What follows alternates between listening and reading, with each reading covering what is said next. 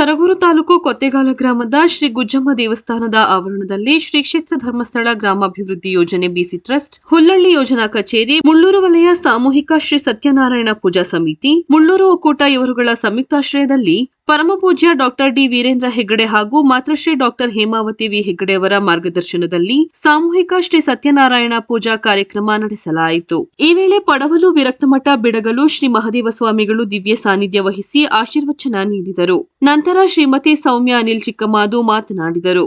ಪೂಜಾ ಕಾರ್ಯಕ್ರಮದಲ್ಲಿ ಶ್ರೀ ಸತ್ಯನಾರಾಯಣ ಪೂಜಾ ಸಮಿತಿ ಅಧ್ಯಕ್ಷರಾದ ಮಂಜುನಾಥ್ ಎಂ, ಯೋಜನಾಧಿಕಾರಿಗಳಾದ ಗಣೇಶ್ ನಾಯಕ್, ಗೌರವಾಧ್ಯಕ್ಷರಾದ ಸಣ್ಣಸ್ವಾಮಿ ಶೆಟ್ಟಿ, ಉಪಾಧ್ಯಕ್ಷರಾದ ಗಣೇಶ್, ಮೇಲ್ವಿಚಾರಕರಾದ ನರಸಿಂಹಮೂರ್ತಿ, ಸಹ ಕಾರ್ಯದರ್ಶಿ ಧನ್ಯಕುಮಾರ್ ಡಿ, ಕೋಶಾಧಿಕಾರಿ ಭೀಮನಾಯಕ್ ಸೇರಿದಂತೆ ಹಲವು ಮುಖಂಡರು ಹಾಗೂ ಸಾರ್ವಜನಿಕರು ಭಾಗವಹಿಸಿದ್ದರು.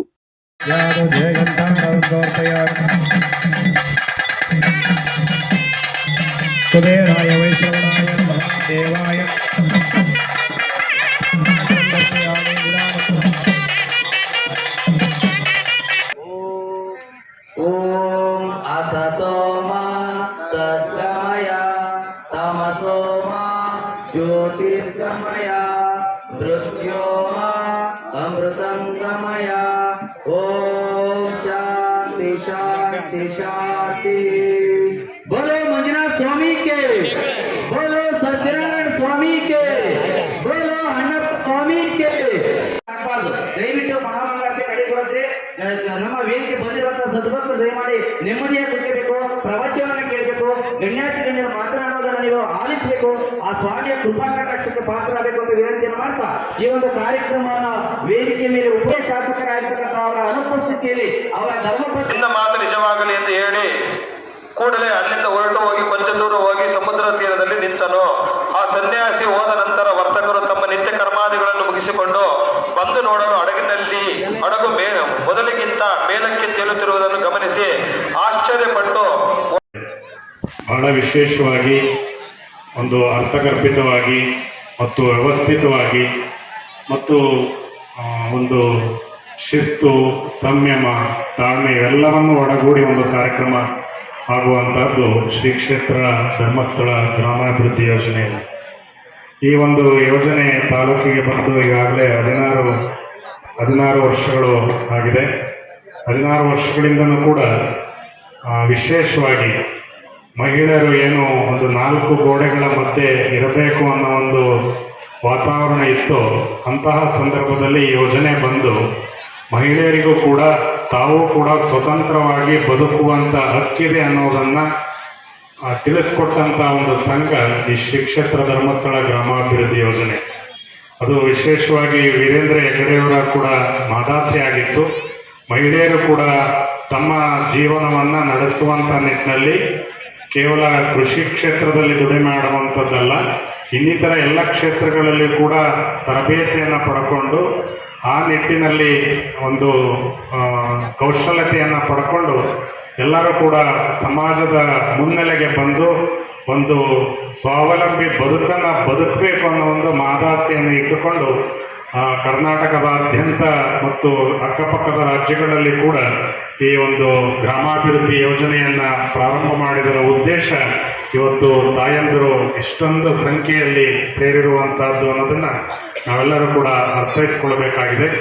ಮತ್ತು ಈ ಯೋಜನೆ ಗ್ರಾಮೀಣ ಪ್ರದೇಶದಲ್ಲಿ ಒಂದು ಗಾದೆ ಇದೆ, ಆಡು ಮುಟ್ಟದ ಸೊಪ್ಪಿಲ್ಲ ಅನ್ನೋ ಒಂದು ಮಾತು.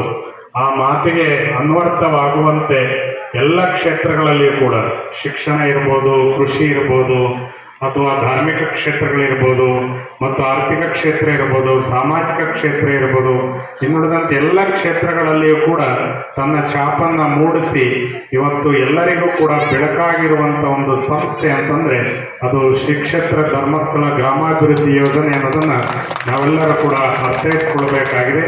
ಯಾವುದೇ ಸ್ವಾರ್ಥ ಇಲ್ಲದೇನೆ, ಯಾವುದೇ ಪ್ರತಿಫಲಾಪೇಕ್ಷೆ ಇಲ್ಲದೇನೆ ತುಂಬ ಖುಷಿ ಆಗ್ತಕ್ಕಂಥ ವಿಚಾರ. ನಮ್ಮ ತಾಲೂಕಿನ ಕೊತ್ತೆಗಾಲ ಗ್ರಾಮದಲ್ಲಿ ಇವತ್ತು ಈ ಒಂದು ಕಾರ್ಯಕ್ರಮವನ್ನು ಬಹಳ ಶ್ರಮವಹಿಸಿ ನಮ್ಮ ಪದಾಧಿಕಾರಿಗಳು, ಮುಖ್ಯಸ್ಥರು ಪ್ರತ್ಯಕ್ಷವಾಗಿ ಪರೋಕ್ಷವಾಗಿ ಸಹಕಾರವನ್ನು ನೀಡಿ ಒಂದು ಕಾರ್ಯಕ್ರಮವನ್ನು ಆಯೋಜನೆ ಮಾಡಿರ್ತಕ್ಕಂಥದ್ದು.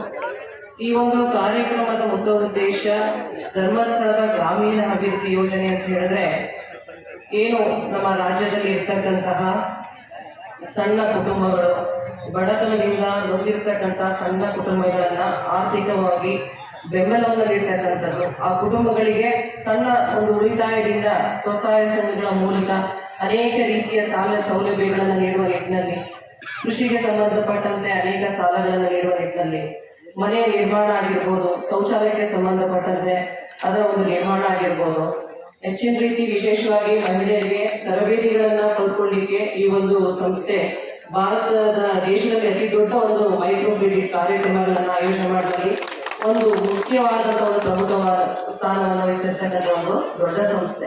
ಹಾಗಾಗಿ ಈ ಸಂಸ್ಥೆಗೆ ನಾನು ಕೂಡ ವೈಯಕ್ತಿಕವಾಗಿ ಧನ್ಯವಾದಗಳನ್ನ ಸಲ್ಲಿಸ್ತೀನಿ. ನಮ್ಮ ಮಹಿಳೆಯರು ಏನು ಇವತ್ತು ಒಂದು ಸಣ್ಣ ಕುಟುಂಬಗಳಲ್ಲಿ ಇರ್ತಕ್ಕಂಥ ಮಹಿಳೆಯರು ಇವತ್ತು ಬಡತನದ ಬೇಗೆಯಲ್ಲಿ ಕಷ್ಟ ಸುಖಗಳನ್ನ, ವಿಶೇಷವಾಗಿ ನಮ್ಮ ಗ್ರಾಮೀಣ ಭಾಗದ ಮಹಿಳೆಯರು ಹೆಚ್ಚಾಗಿ ಕಷ್ಟಪಡ್ತಕ್ಕಂಥದ್ದು.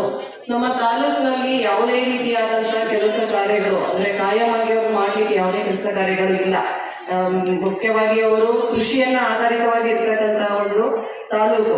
ಅದನ್ನು ಬಿಟ್ರೆ ಒಂದು ರೆಸಾರ್ಟ್ಗಳಿತ್ತು ಇತ್ತೀಚಿನ ದಿನಗಳಲ್ಲಿ ಹುಲಿ ದಾಳಿಯಿಂದ, ಅದು ಕೂಡ ಇವತ್ತಿನ ದಿನದಲ್ಲಿ 3 ಕುಟುಂಬಗಳು ತಮ್ಮ ಕುಟುಂಬದವ್ರನ್ನ ಕಟ್ಕೊಂಡು ಇವತ್ತು ನೋವಲ್ಲಿ ಇರ್ತಕ್ಕಂಥದ್ದು ಬಹಳ ಬೇಸರವಾಗಿರ್ತಕ್ಕಂಥ ಒಂದು ಸಂಗತಿ.